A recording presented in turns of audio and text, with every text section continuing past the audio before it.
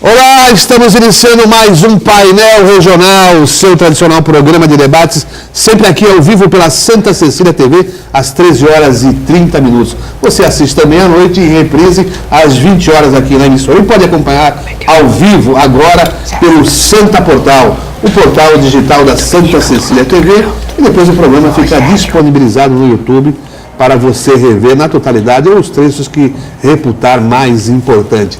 Porque aqui você tem informação, opinião e comentário com conteúdo. Sempre com a participação de convidados especiais, comentaristas que levam a você o que de mais importante está acontecendo aqui na nossa região, no estado, e os temas nacionais também que dizem respeito à nossa região. Recebendo hoje aqui, com muita honra, o colega advogado Manuel Rogério, aqui à minha esquerda, ao lado dele o jornalista Marcos Santana, editor do Jornal da Orla, e aqui à minha direita, a Thelma hoje na direita, Thelma de Souza, eleita mais uma vez, pela terceira vez, para ocupar uma cadeira na Câmara Municipal de Santos. À esquerda de quem vê. À esquerda de quem vê. Tá certo, Marcos, tá certo. A gente vai cumprimentar já? Daqui a pouquinho. E ali, ao lado da Thelma, a Jéssica Souza, que daqui a pouquinho fala para você, telespectador internauta, como participar, interagir aqui com o painel regional, porque você também faz parte desta bancada. Temos aqui os jornais parceiros, como o Diário do Litoral, que tem como manchete: a abstenção é um recado à classe política, diz Temer. Aí para ele também, né? Um grande número de abstenções, votos nulos, votos em branco. Passo aqui para o Manuel Rogério, para o Santana e também para a Thelma de Souza, aqui uma edição do Diário do Litoral. E outro jornal parceiro do mesmo grupo do Diário do Litoral é a Gazeta de São Paulo. Dória quer rever velocidade nas marginais na segunda semana de janeiro, quando assumir, né? Então vai voltar lá 90 quilômetros, 70 quilômetros, 60 quilômetros, dizendo que essa graduação de velocidade não acarreta problemas e nem acidentes. Aí já o prefeito eleito falando de algumas mudanças já na capital paulista. Então a gente vai cumprimentando aqui os participantes do programa, começando tecnicamente aqui pela esquerda. Manuel Rogério, tudo bom, Manuel Rogério? Depois dessa festa cívica da eleição, de volta aqui, de retorno aqui ao programa. Tudo bem, Heraldo? Eu quero cumprimentar no seu nome, primeiramente, os nossos telespectadores. É um prazer voltar ao programa Painel Regional. Eu quero fazer o cumprimento aqui ao Marcos Santana, a Jéssica e, por último, a Thelma de Souza. Ela que foi eleita à Câmara de Vereadores do Santos, mas para mim será sempre a prefeita Thelma de Souza, a deputada federal Thelma de Souza e a deputada estadual Thelma de Souza. Essa que percorreu todos os caminhos da política e retornou à Câmara de Santos porque é a sua cidade natal e para contribuir para a nossa cidade. Muito bem. Santana, tudo bom, Santana? Acompanhando também aí a festa cívica da... Isso, agora acompanhando os desdobramentos, né? A repercussão, as consequências das votações, os líderes políticos eleitos, os vereadores, os eleitos e os não reeleitos, aguardando as repercussões. Né? Cumprimento todos da bancada, boa tarde especial que nos acompanham ao vivo e boa noite que nos acompanha na reprise do painel regional. E agora sim, a querida Thelma de Souza. Tudo bem, Thelma? Como eu disse no começo, você começou sua carreira pela Câmara Municipal de Santos e agora retorna à Câmara de Santos. Depois de ter percorrido aí vários postos, foi prefeita, foi deputada estadual, deputada federal e agora novamente vereadora, sempre ao lado do povo. Claro. Bom, em primeiro lugar, meus cumprimentos a você, Heraldo, evidentemente aos nossos telespectadores e telespectadoras que nos acompanham nesse momento.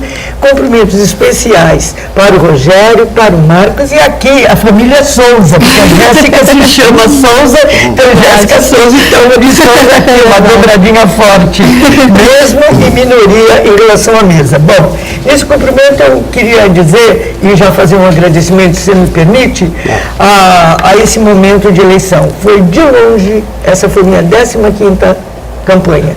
E foi de longe a mais difícil, pela conjuntura política, pelas questões relativas ao PT, mas principalmente pelo alto impacto de hostilidade, nem sempre disfarçada, que se colocou em relação aos políticos de uma maneira geral. E isso nós temos que rever e fazer o nosso cidadão, nosso eleitor, as pessoas que compõem a comunidade, fazerem uma reflexão, porque não é possível colocar dentro do mesmo, tem que separar o joio do trigo, e não podemos colocar no mesmo patamar os diversos políticos que existem no nosso país. A gente de muito boa índole e a gente, evidentemente, que tem que ser estornado, tem que sair do cenário político. De qualquer maneira, a democracia se fez valer, não foi a melhor das campanhas, porque as regras foram extremamente impeditivas, mas o processo da democracia é esse, e a gente, de alguma maneira, foi às ruas para eleger, mesmo com uma altíssima abstenção, os nossos preferidos, os nossos candidatos a vereador, a vereadora, a prefeito e a prefeita. E eu acho que foi isso o que aconteceu no domingo. Isso aí,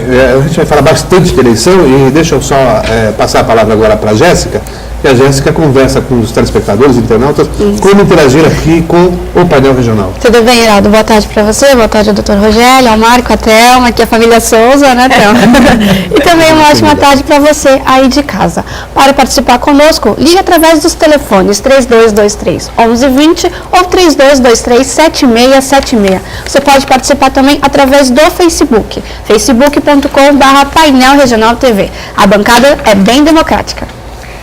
Muito bem. Thelma, a gente assistiu, aí você já tocou em alguma particularidade desse processo eleitoral, mas a gente viu o PT diminuir e perder representações, não só em câmaras municipais, como também em prefeituras, mas você passou ilesa essa situação. Qual é a análise que você faz da redução de representação conquistada pelo PT e a tua posição enquanto política, enquanto mulher, enquanto se coloca para representar o povo santista? Heraldo, essa é uma pergunta profunda, né? Em relação à questão política partidária, eu acho que os grandes perdedores dessa eleição foram o PT, como você já disse, e o PMDB. Foram os que mais perderam cargos, né? E eu acho que alguns erros têm que ser corrigidos partidariamente. Não falo só no meu partido, não, eu falo de uma maneira geral, e também vamos ver se a Lava Jato continua fazendo suas investigações, porque não é possível que só exista gente que fez erro no meu partido, tem alguma coisa errada nisso. Isso colocado, eu acho que foi inevitável esse resultado, nós já esperávamos que isso fosse acontecer de alguma maneira. Agora, no que diz respeito a mim, eu tenho uma dificuldade de fazer uma análise, porque ela acaba sendo também pessoal. Eu tenho a impressão que o fato de ter tido a oportunidade de fazer uma prefeitura com uma equipe extraordinária, que acabou representando de uma maneira muito competente tudo aquilo que a nova Constituição colocava. Não esqueçam que eu assumi a prefeitura em 1989, depois da Constituição de 88, onde todos os direitos dos cidadãos estavam elencados: o direito à saúde, o direito ao transporte, o direito ao serviço social e assim por diante. Eu acho que nós tivemos a possibilidade de, através de uma equipe onde despontavam o Davi Capistrano, a Maria do Rosário Amarô, que é justamente de Salles Gomes, que era da parte da assistência social, do serviço social, da ação comunitária. Tivemos a Lenimar Rios na parte de toda a estrutura urbana, o Cláudio Abdala em obras, né? O Alcindo Gonçalves na Prodesan, o Fausto Figueira, que era o meu chefe de gabinete, enfim, o Luiz Fonseca e o Ricardo Pereira, que é irmão do Boquinha, já falecido, que foram consecutivamente, um e outro, os secretários de esporte. Enfim, devo estar esquecendo alguém, eu peço desculpas, mas nós tivemos pessoas da maior qualidade num governo que teve meu nome, mas não fui eu fui responsável pelas decisões, pela coesão da equipe e por políticas públicas que passaram principalmente pela questão da resposta à AIDS, que volta agora, as doenças sexualmente transmissíveis, que voltam agora. Não pode ter sífilis, não pode ter gonorreia, como é que é isso? elas DSTs estão aí de volta, e principalmente as policlínicas. Na educação, a queridíssima Maria Lúcia Prandi, e dia 8 nós vamos completar 1 ano da ausência dela, e como fez falta esta minha amiga, Heraldo, pessoal, telespectadores, nessa eleição. Eu acho que o fato de ter tido uma prefeitura que saiu com 97% de aprovação pelo IBOP, pelo Datafolha, eu acho que isso fez com que a gente subisse de patamar. E acho também que tem a postura do meu caráter pessoal, né? Nas 3 vezes que fui deputada federal, nas 2 deputada estadual, agora a 3ª, voltando à minha casa, à minha terra, na Câmara Municipal, eu penso que o eleitor, ele além da perspectiva da política pública, ele presta atenção na coerência para estabelecer uma confiança ou não em quem ele vota. E eu creio que esse é o valor maior que eu tive pela minha educação, pela minha família, pelos meus pais e principalmente na relação com quem me dá o voto, oferecendo 4 anos da vida. Quando você vota em alguém, Heraldo, se diz para essa pessoa, olha, 4 anos da minha vida estão na sua mão. Se você acertar, eu viverei melhor. Eu, meus filhos, minha família. Se não, se você pensar em levar dinheiro para casa, em trair as suas convicções, aquilo que você se comprometeu a fazer, vai ser muito doloroso, porque a relação de confiança se quebra. Eu acho que a relação de confiança, a afetividade, porque eu acho que a essas alturas da minha vida, eu não tenho mais eleitores, eu tenho pessoas que confiam em mim, de alguma maneira, amigos meus, em maior ou menor escala. Eu acho, não sei se eu posso dizer assim, né? Eu acho que isso fez a diferença. Eu acho que devo isso à parte partidária, aquilo que o PT prega, não estou dizendo pessoas do PT que tiveram erros, mas ao ideário, as ideias, mas eu acho que principalmente a maneira de eu ser, a construção do meu caráter, que eu devo à minha família, devo aos meus pais e, por que não dizer, à minha cidade também. Outra, mas como é que você analisa? Em 2008, você foi a maior votação da história de Santos, 20.600 e poucos votos. E agora você continua sendo uma das mais votadas, na segunda colocação, superada aí pelo vereador Kenny Mendes, que teve 24.700 e poucos votos. Como é que você analisa isso? Olha, eu acho sim. São fenômenos de períodos diferentes? Não, sempre tem a conjuntura, sempre é um momento, a maneira de você ser como político, né? Todos sabem que eu organizo as pessoas, tomo para mim as lutas sociais e principalmente faço uma política onde as pessoas sejam protagonistas do seu próprio destino, não eu, particularmente, por ter um mandato. Eu acho que muitos políticos não têm uma vivência particular com o vereador Kenny, mas eu acho que a ação da rede social, né, a relação que ele tem com a prefeitura, uma amizade bastante próxima com o prefeito, a possibilidade de trocar lâmpada a todo momento, a possibilidade de dar respostas pela internet, uma agilidade que é louvável. Não sei se basta para a política, né? Mas eu acho que isso são fenômenos que podem ter levado ao voto. Mas talvez eu não esteja vendo uma estrutura maior, e o tempo dirá, né? Porque quem recebe muito voto tem muita responsabilidade. E se não responder a essa responsabilidade, certamente não terá da próxima vez. Isso acontece comigo, isso acontece com o professor Kenny, isso acontece com o Banho, isso acontece com qualquer um. E é assim, vivendo e aprendendo. Não há causa sem reação, e todos os bem votados, mal votados, que são frutos de uma determinada conjuntura, de uma maneira de ser, suas relações com o Poder Executivo, isso vai vindo à tona e o eleitor, o cidadão, vai prestando atenção. Isso é interessante. Muito bem. Maria Rogério, Santana. Bom, eu vejo essa renovação que teve na Câmara de Santos com bons olhos. Eu acho que é bom você oxigenar a casa com os novos pensamentos. Eu vejo muito positivo o ingresso da vereadora Thelma, o retorno a ela à casa e junto com ela o Chico do Setaporte. Afinal, nós estamos numa região portuária, é importante a gente trazer de volta para a Câmara Municipal de Santos discussões mais aprofundadas sobre o Porto de Santos. Acabamos de recentemente ter a greve dos estivadores. Nós estamos num processo de extinção do Sindicato da Estiva por conta da lei de modernização dos portos. Eu me recordo quando foi a primeira lei de modernização dos portos em 1993, a Thelma lutou muito contra isso.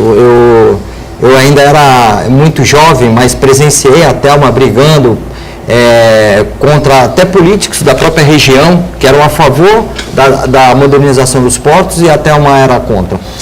Que era uma modernização entre aspas, sim, enfim, né? porque ninguém é contra a modernização dos portos. Vocês sabem, eu sou advogado, atuo nessa área portuária, mas o problema é o que vinha mascarado nessa roupagem de ilegalidade, vinha mascarado a extinção dos postos de trabalho.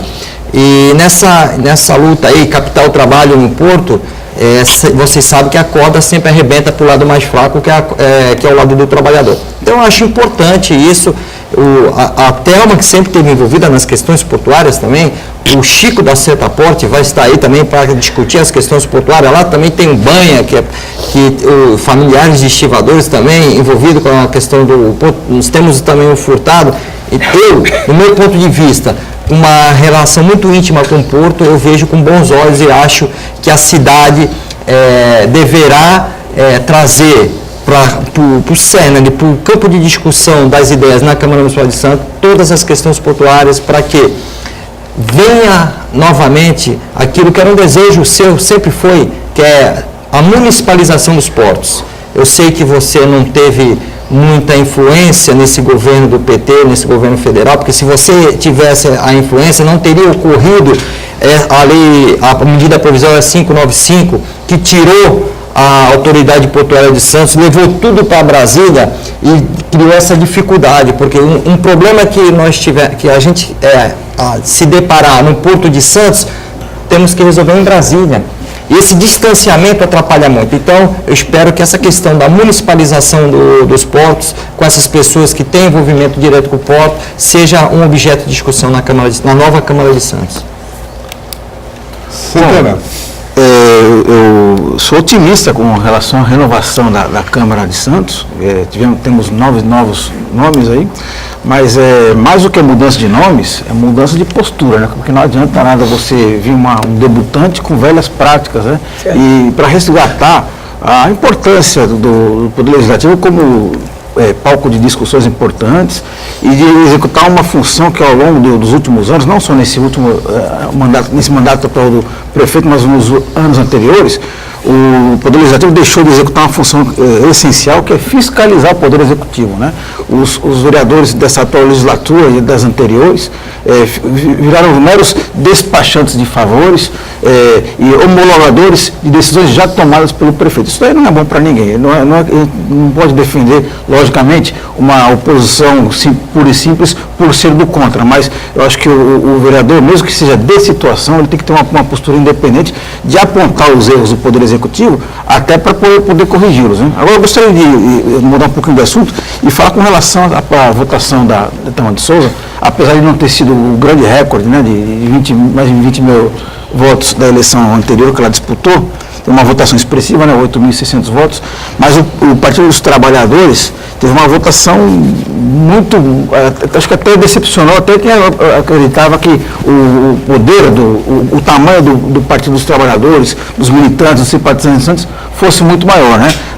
No total, o partido nominalmente, entre votos em candidatos de legenda, somou 13.350 votos, quer dizer, 6% do total de votos dados aos vereadores em Santos.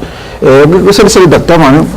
Além dos escândalos, né, a nível do governo federal, que ofuscaram muito a participação dos políticos do PT aqui na região, o que mais a senhora atribui essa votação? O PT de Santos não está desarticulado? Não, eu acho que não, desarticulado não. O que ocorre é que com tudo que aconteceu na conjuntura política, houve um esvaziamento das pessoas que postulariam ser candidatas. Isso foi inevitável. Por outro lado, há um bombardeio contínuo do PSDB e dos tucanos em relação ao PT, especialmente na região, e todos sabem disso. sabem a relação do prefeito Paulo com o governador Alckmin e toda uma relação de se querer a Baixada Santista como majoritariamente tucana. Eu entendo isso porque... Aliás, se me permite, um amigo meu que costuma vir para São Paulo, né? Ele mora em São Paulo, vai para São Paulo, ele fez até uma piada, né? Hoje eu fui descer a cidade, tinha colocando uma placa lá, né? Região metropolitana do PSDB, né? Porque de tantos prefeitos que o PSDB elegeu, né? Então, mas na verdade, acho assim,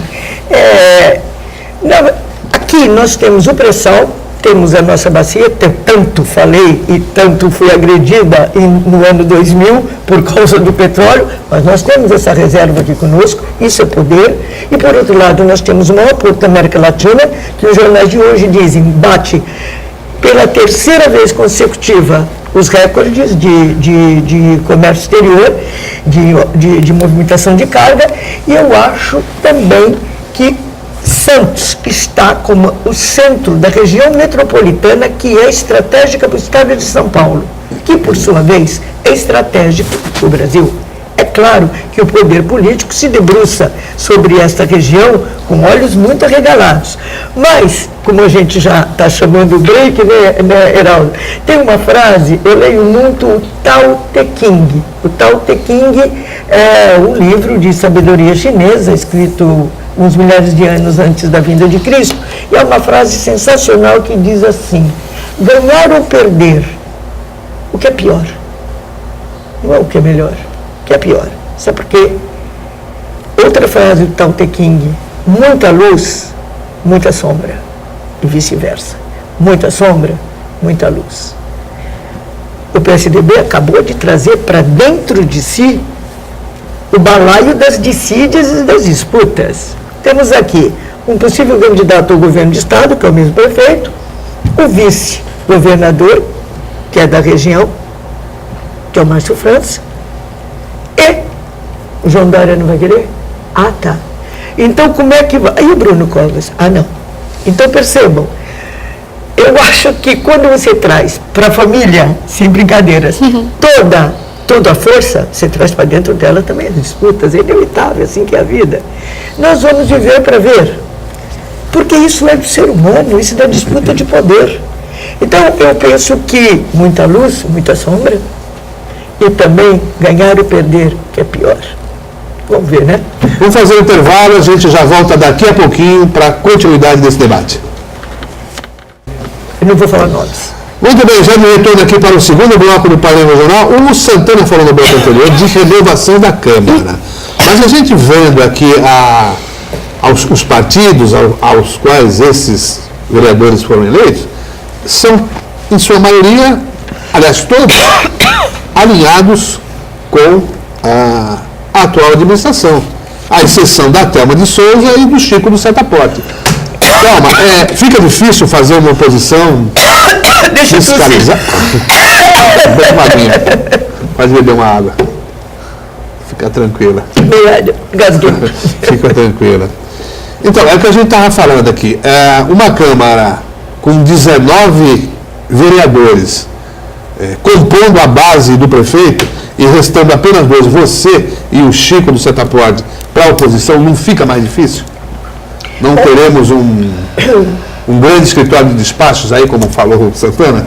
Esse é o grande perigo. Esse é o grande perigo. No entanto, ontem estive na Câmara, os vereadores eleitos e os vereadores reeleitos estavam lá, era dia de sessão, né? Tristeza por aqueles que não se reelegeram, mas enfim, as televisões estavam lá, houve depoimentos, e nos bastidores se comentava justamente isso. 2 ou 3 vereadores conversaram comigo sobre a postura da Câmara, a necessidade da Câmara não se curvar e não estar de quatro. A expressão é meio grosseira, mas foi a que eu vi. Então, por acaso, a pergunta que me foi feita por uma emissora de TV foi exatamente isso, que você falou agora. Como fazer oposição sendo 2 no meio de 21? O Chico do Setaporte. Eu penso assim, Heraldo, oposição não é uma situação contínua. Você não pode fazer oposição por fazer oposição. Você tem que ter um motivo de concordar ou não com a votação de determinada proposta. fazer oposição por oposição, isso é absurdo, isso não é inteligente, isso não é bom senso. Não é bom senso. Essa é a primeira coisa. Por outro lado, eu penso que oposição você faz pela qualidade do argumento. Pode até perder no voto, mas nem sempre perderá. Porque as pessoas estão ouvindo. A sessão é feita por 21 vereadores no número de Santos, mas as pessoas vêm pela televisão. Eu vou lá representando 9.000 pessoas, o Chico, 2.500, cada um carrega o número de pessoas que está prestando atenção na representatividade que foi dado para aquele vereador. Então, a oposição, ela se constrói a partir de ideias. Pode até perder, mas há que ter o contraditório para as pessoas pensarem sobre determinada situação. Por exemplo, vai ter que ter OS para o Hospital de Estivadores? Carimbado e ponto final? Vamos discutir. Estou pegando um exemplo entre vários outros. Então, eu acho que a oposição, insisto, ela não se faz de uma maneira automática, como também agora vai a parte da base do prefeito, de qualquer prefeito. Não precisa ser só o de Santos. Não dá para o cidadão, para a cidadã, apenas porque tem uma relação partidária e política, ou porque o prefeito de alguma maneira ajudou na eleição, ou com sua presença, ou com retaguarda material, seja o que for, não dá para você ser alinhado de uma maneira diviseira. Isso também não é inteligente. Porque você representa o poder legislativo, o parlamento, parlare em latim, quer dizer falar. É ali que a gente discute. É ali que a gente troca ideias. E aquilo que é o resultado final aumenta o poder de conscientização da população ou não. Se você está atrelado ao poder executivo de uma maneira interesseira, você anula a função do legislativo. O legislativo, a gente falava nisso, é para fiscalizar. Se o executivo, se o prefeito não faz, o parlamento, a Câmara, tem que fazer, apresentar novas ideias para que as pessoas se sintam representadas. E mais ainda, não podemos ter questões da cidade que sejam clandestinas e escondidas. Como, por exemplo, o que chama atenção é que é um retorno a 25 anos atrás, a questão da AIDS e a questão dos problemas das doenças sexualmente transmissíveis. Estou pegando uma de várias outras, as DSTs.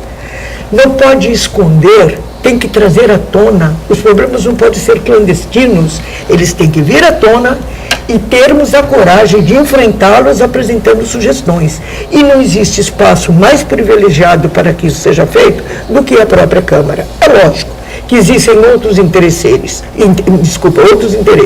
outras posições interesseiras, cargos, troca de favores, rapidez do serviço de eletricidade da prefeitura, do serviço de trânsito, sei lá, responder, mas isso é um outro tipo de política. E a população sabe quem faz assim e quem não faz. Nós temos, eu acho, esta bancada que está agora, que elevar sempre o nível em que a Câmara está. Qualquer Câmara está aqui, temos que passar para cá, porque à medida que na política nós fazemos, de alguma maneira, a superação, é a palavra mágica que os escritores, os pensadores, os filósofos que pensam a condição humana dizem, há que superar o seu estágio momentâneo para ir para algo maior. E quando você faz isso em você faz o seu coletivo, você pressiona as opiniões e o poder do parlamento, que é o poder da Câmara, da Assembleia, da Câmara Federal, do Senado, acabam empurrando as decisões do poder executivo. Eu quero que isso aconteça aqui em qualquer outra Câmara. Nem sempre acontecerá, mas as pessoas vão estar percebendo. Então, pegando uma carona no que você está falando, eu acho que aliado a isso aí, eu acho que os vereadores, os atores de tudo, tem que fazer um trabalho muito intenso de conscientização da população, porque hoje, infelizmente, uma parte significativa do eleitor, ele vota em cima do interesse particular. É a vaga na creche, é um emprego, tirar uma árvore na porta de casa e assim por diante. Então, eu acho que precisa ter um trabalho de conscientização, quais são as reais atribuições do Poder Legislativo, né? Que é propor leis fiscais do Executivo, que nem, por exemplo, o movimento Voto Consciente faz uma avaliação do trabalho dos vereadores. E a avaliação de 2015, eles chegaram à seguinte conclusão, de que quem mais legislou no ano passado foi o Poder Executivo. A maior parte das leis, mais da metade das leis, foram aprovadas por projetos de iniciativa do prefeito. Então, acho que a população tem que se conscientizar de qual que é o verdadeiro papel do vereador, que infelizmente isso ainda não acontece. Santana, disso aí eu discordo de você, por quê? Eu penso que é um trabalho a longo prazo. A Thelma, que é educadora, professora, ela sabe que isso começa nas escolas. Novas gerações, as gerações aprendendo com seus professores o que é política, qual é o papel do político, qual é o papel do nosso representante, o que é uma democracia, como é que se forma a democracia, como é que ela realmente se realiza da forma indireta, que é essa forma que é adotada aqui no país. Isso tudo que a Thelma falou, eu posso dizer que eu sou testemunha, porque eu fui diretor legislativo da Câmara Municipal de Santos, na época, na primeira revisão do plano diretor, depois do Estatuto da Cidade, eu acompanhei vários debates, várias discussões, o projeto parava, tinha uma emenda, as emendas eram debatidas, e não só debatidas, mas havia uma coisa assim saudável, porque mesmo sendo oposição, a Thelma, como uma verdadeira capitã, ela reunia que era o Reinaldo, Thelma e Cassandra, reunia a oposição e colocava, pelo menos essa emenda tem que ingressar no plano diretor. Isso foi importante para a cidade. Se Che Guevara tivesse vivo, ele fala, a verdadeira capitã da equipe, que era a equipe do PT naquela época na Câmara de Santos. Tem o Adilson também. Não, mas do revisão foi na segunda vez, quando o Adilson entrou. Agora, o que você falou da maior parte dos projetos serem de autoria do Executivo, isso é uma decorrência da nossa lei orgânica, que é a Constituição do município. Se você ler a lei orgânica do município, que é a nossa Constituição, você vai ver que a maioria dos projetos são de propositura privativa do chefe do Executivo. Sim, mas não é bem isso, não. Pelo seguinte, porque uma boa parte dos projetos dos vereadores, não é que os vereadores eles não apresentam projetos, eles apresentam projetos com imperfeições, com incorreções, com problemas técnicos. E às vezes coisas que não são atribuições do vereador desqualificado. Não, mas o problema a minha grande crítica é isso aí, é a falta da qualidade do trabalho em si. Muitos trabalhos não passam nem para as comissões permanentes da própria Câmara. Nem chegam aí para votação. Só para falar dessa questão. O importante não é o vereador fazer um projeto perfeito, muito técnico. O importante é ele lançar a ideia dele, porque aí a Câmara tem o seu corpo técnico que vai adequar a ideia do vereador na forma de um projeto. Mas, infelizmente, nem a ideia, nem a parte técnica está sendo... Vou deixar na Câmara. Vai deixar obrigado. Não, mas assim, eu acho que vocês dois têm razão, no meu ponto de vista, né? Cada um aqui tem suas razões, né, Heraldo? Sim. Ninguém é dono da verdade, nem pode ser. Senão vira tirania.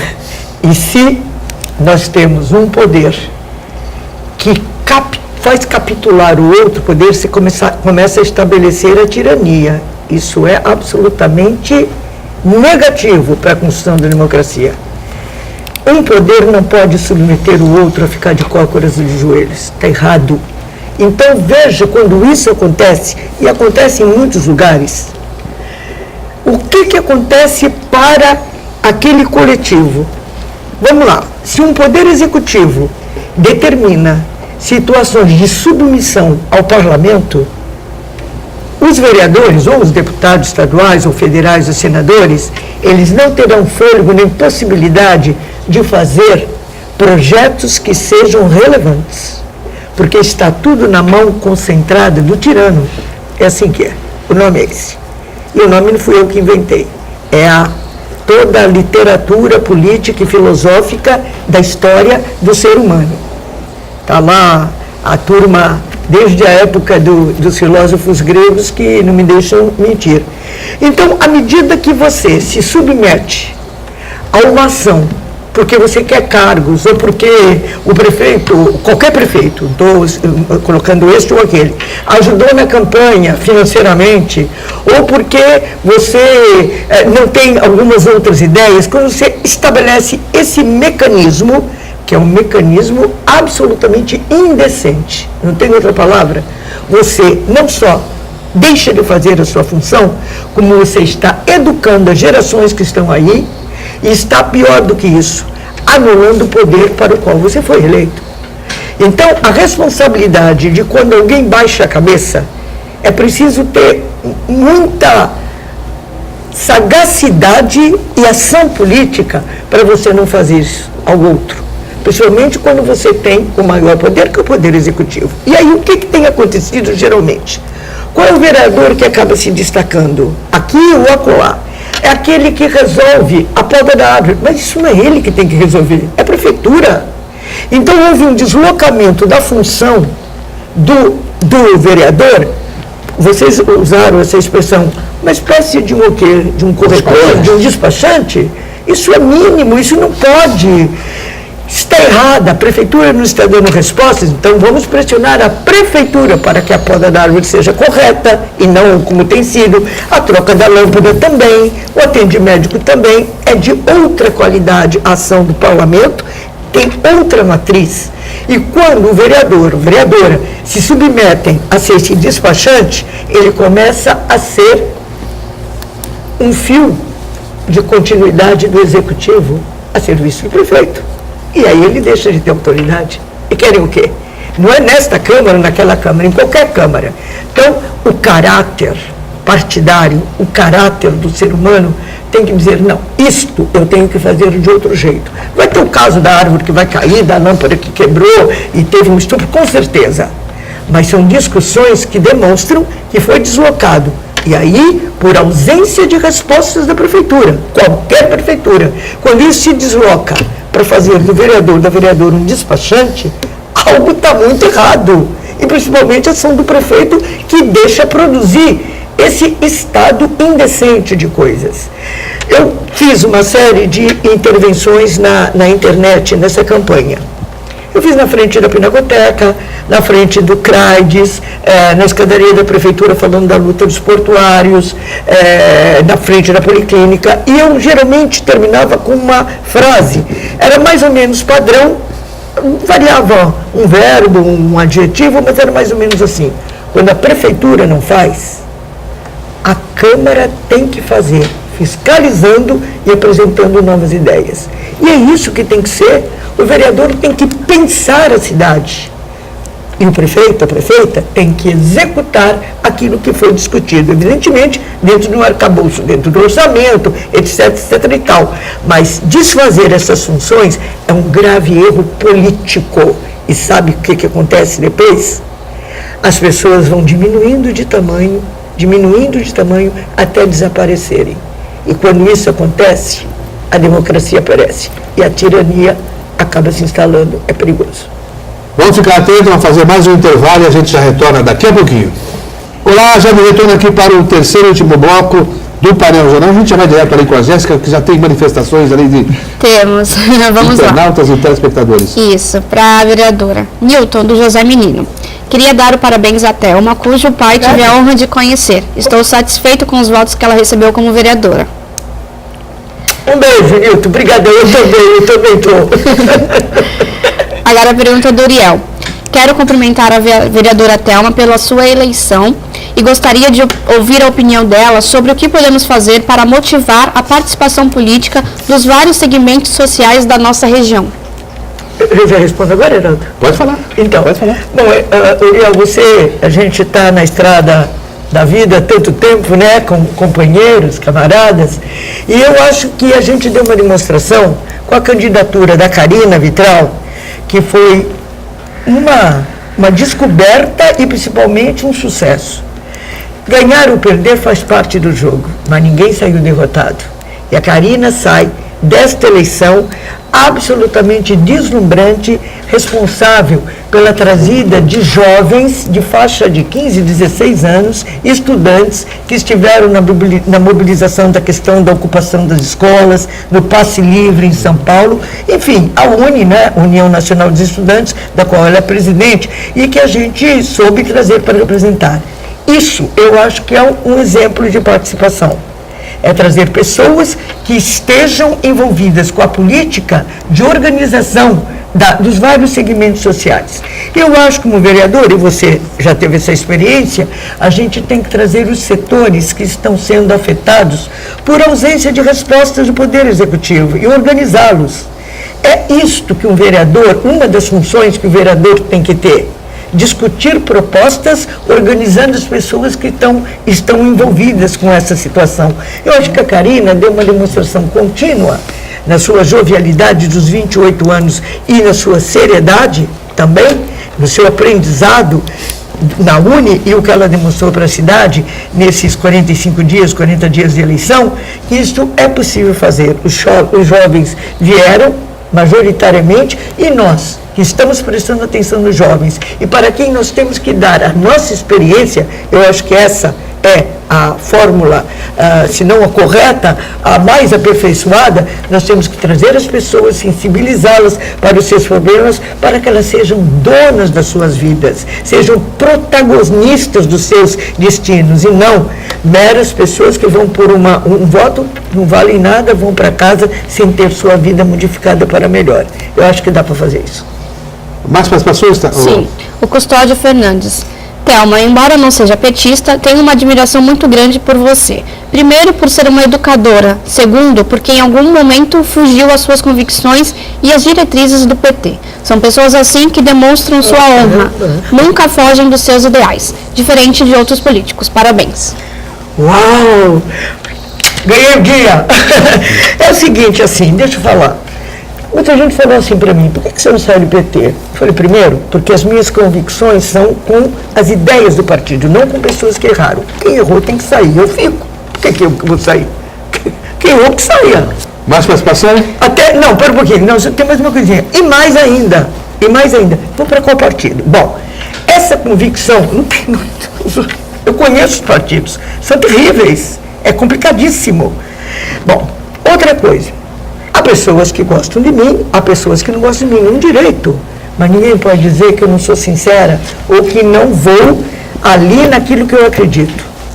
Porque é isso que dá confiança à pessoa que vai votar em mim. A Thelma é assim. Isso ela pensa, eu não penso, se eu tenho dúvida de falar. Então eu acho que isso, para qualquer partido, para qualquer pessoa, de direita, de esquerda, de centro, de cima, de baixo, o que te vale é a cristalinidade, a transparência e a consistência que você tem em defender aquilo que você acredita.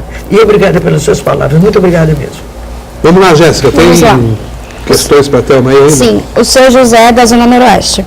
Thelma, parabenizo você pelo seu mandato, mas o que eu queria saber é que se daqui a 4 anos você se reelege para prefeita de Santos. Ô Zé, cada coisa na sua hora. Nem comecei. Não foi diplomado. Vamos cada coisa, né? Tem agora a Karina. Não, o diploma anterior não vale. O diploma anterior não vale. O diploma anterior não vale. Então vamos devagar, com dor com santa de barro. Mas todas as possibilidades sempre são aceitáveis. Vamos ver, né? Vamos caminhando para a gente ver onde a gente chega. Sempre estaremos conversando. Obrigada pela pergunta. A última para finalizar a participação, vamos lá. a Maria José do Boqueirão. Parabenizo a Thelma de Souza pela conquista de uma vaga muito bem votada na Câmara de Santos. Boa sorte no seu mandato. Obrigada, Zezé, Maria José. Eu espero representar bem a população, mas em particular as mulheres. Nós ainda não conseguimos mostrar o nosso valor, temos que fazer 10 vezes melhor do que esses senhores aqui, não é, Jéssica? Quando a gente tem que ir por um cargo, por um espaço, mas eu acho que a gente está indo, espero poder representá-la. E qualquer coisa, faça contato.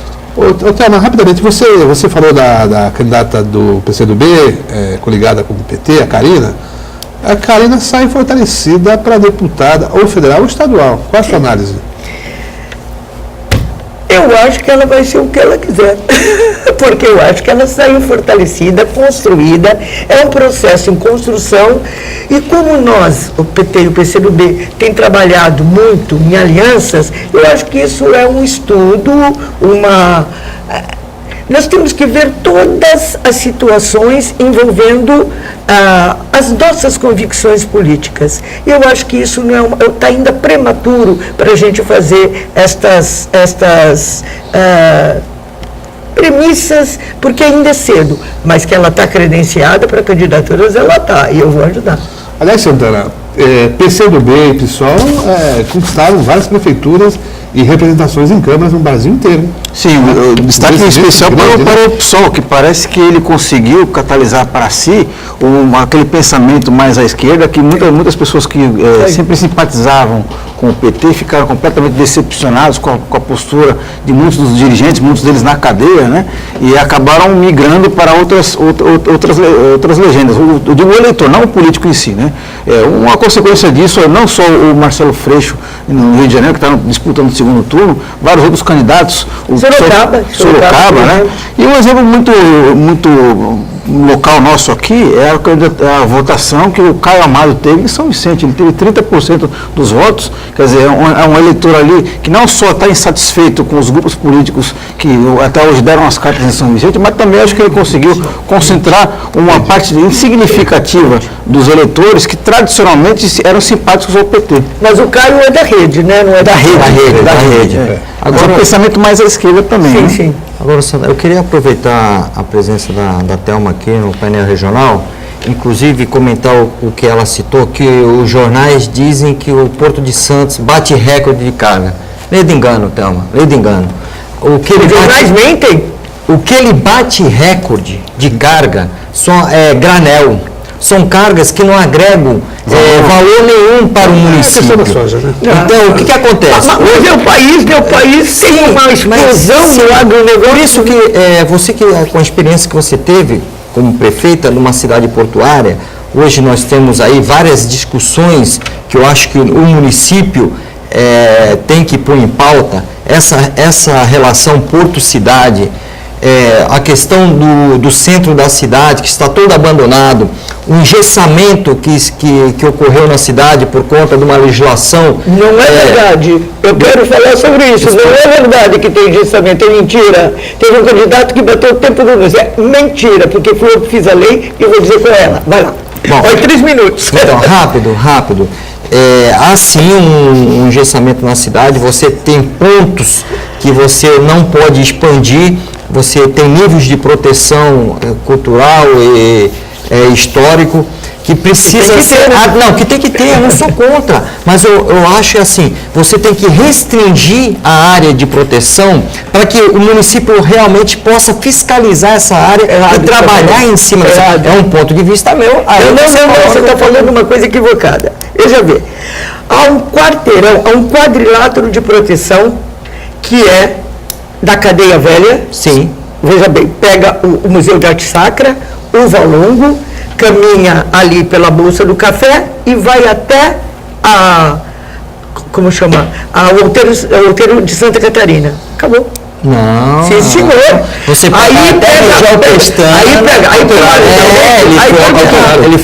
aí pro lado direito, você pega o corredor da General Câmara. Veja, o que está acontecendo é uma proposital ação de descuido com o centro da cidade. O centro, tudo é histórico, né? Está errado falar centro histórico. Por quê? Porque ali nós podemos fazer uma cidade que é do século XVI, poucas são de 1534 como nós, talvez São Vicente com a outra, para ter até turismo para essa região. O que está vendo é um abandono proposital para especulação imobiliária fazer prédios. Você tem dúvida? Tem dinheiro para fazer prédio. Querendo ou não, é isso que se trata. Hoje já não temos o prédio do Complexo da Tribuna na João Pessoa. E ali não tem preservação. Então, o que precisa, eu acho, viu? Duas coisas que você falou que me chamaram a atenção. Voltar, talvez, um programa, uma sugestão aqui, passando essa semana que ainda estamos vendo os ecos e a ressaca assim, da eleição, para a gente falar sobre o Porto, importantíssimo a gente falar, e a gente falar também dessa questão do patrimônio histórico, que tem a ver com habitação e tem a ver com outras questões. Mas deixa eu fazer uma pergunta, que eu estou de olho no relógio. Não, fica à vontade, então. Não, vai estourar o tempo. O relógio controla. Fala, vai. Não, é porque se preocupar com o relógio.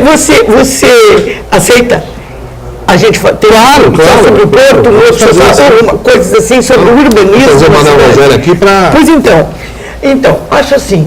É o contraponto. A gente está um pouco caminhando para o final do programa e eu acho que a gente abordou coisas muito interessantes.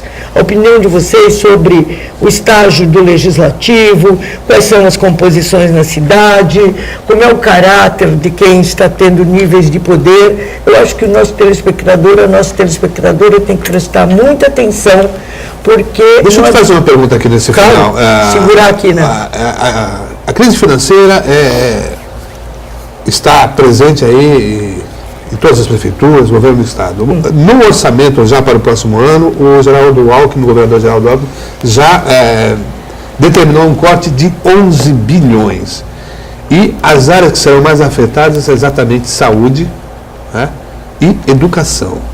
Agora veja, nós estamos aí na iminência de abrir um hospital que depende essencialmente de verba federal e estadual. Abrir um hospital para depois fechar não é pior do que abrir? Eu acho que tem que perguntar para o prefeito isso, né? Você é vereadora. Foi ele que fez isso, Você né? é vereadora. Eu acho que Não, é que há um interesse pela obra em si. Obras são sempre muito caras, obras têm uma porção, olha, o Odebrecht aí, olha tudo o que aconteceu, e é sempre complicado. Muitas obras na nossa cidade, alguém listou aí quantas são, algumas dezenas, não foram terminadas.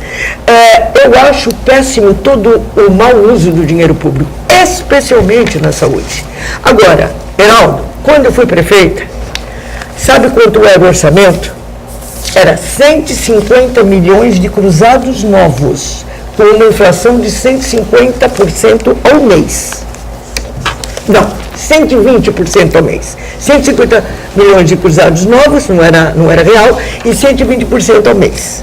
Muito bem, hoje a prefeitura tem 2 bilhões e meio e uma inflação em torno de 10%. O que foi que aconteceu? Como eu tive policlínicas, como eu tive aumento salarial dos funcionários... A quantidade de serviços oferecidos aumentou bastante também. Por exemplo... mas é simples. Na sua época não tinha, por exemplo, o fornecimento de material escolar? Claro que tinha. Uniforme? Claro que tinha. Claro que tinha. Mas claro que tinha. Claro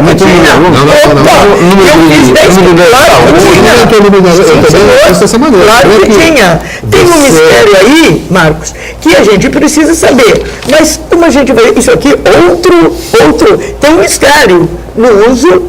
O custo-benefício. É muito mais fácil também. E aí é o seguinte... A soma de verba que não vem, então compõe esse orçamento. E também pode ser má gestão, né? Também não? Também. Mas antes que a gente termine, que já estão chamando aqui para terminar, eu quero fazer um agradecimento, se me permite, ao Rafael Mota. É um jornalista, ele tem um programa de rádio pela manhã, ele escreve no Jornal Tribuna, e ele fez nem tinha visto. Meu filho que me telefonou, mãe, você viu? Então, assim, PT, tracinho, Partido da Telma. E ele foi de uma delicadeza imensa sobre a minha atuação nessa eleição. Fico até comovida para falar. Eu quero dizer às pessoas, de uma maneira geral, não a propósito só do artigo do Rafael, mas que eu achava até que eu tinha que parar a carreira política. Afinal, não tenho 20 anos, tenho 22. Mas eu também não podia dormir sabendo que a minha cidade estava passando por problemas que envolvem basicamente a democracia, a decência e o caráter das pessoas. Isso tem a ver com as crianças, com as gerações futuras. Então, eu queria dizer ao Rafael e a você, telespectador, que acompanhou essa bancada aqui, e a família Souza aqui do lado direito, como disse o Marcos, à esquerda de quem está vendo, que nós estamos aí para lutar. Qual é o papel do político, na minha opinião? É fazer com que a vida possa ser mais leve, mais encantadora para o conjunto das pessoas. Eu penso que eu já tenho dado demonstrações desse amor que eu tenho à minha cidade e também às pessoas. Quero agradecer, mas muito, o seu voto. A confiança que nós temos estabelecido, são 36 anos de estrada, não é pouca coisa. E quero dizer que estamos aí para o que deve é. Muito obrigada. Bom, a gente vai encerrando aqui também. Eu agradeço a Thelma, agradeço aqui ao Manuel Rogério, agradeço ali o Marco Santana, a Jéssica Souza, a você de casa, ao Rafael também, colega jornalista. E até amanhã que estaremos aqui juntos. Muito obrigado.